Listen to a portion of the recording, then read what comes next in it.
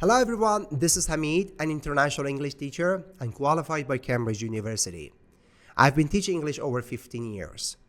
During this time, I've had many students from different countries. And also I've had classes with young people, middle-aged and also aged people. And specifically those people that they want to participate for the IELTS or TOEFL exam.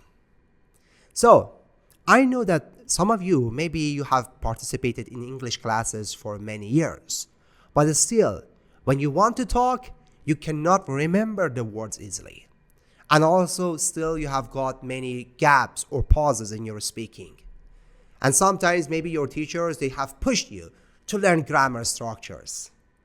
And they said to you, without grammar, you cannot speak.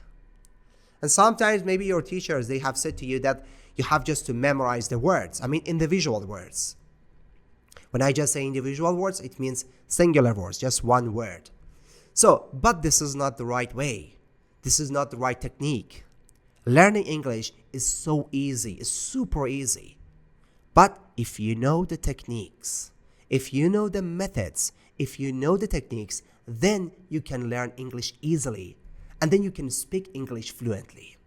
Here I am. I'm going just to help you to learn English easily and also speak English fluently. Goodbye and see you soon.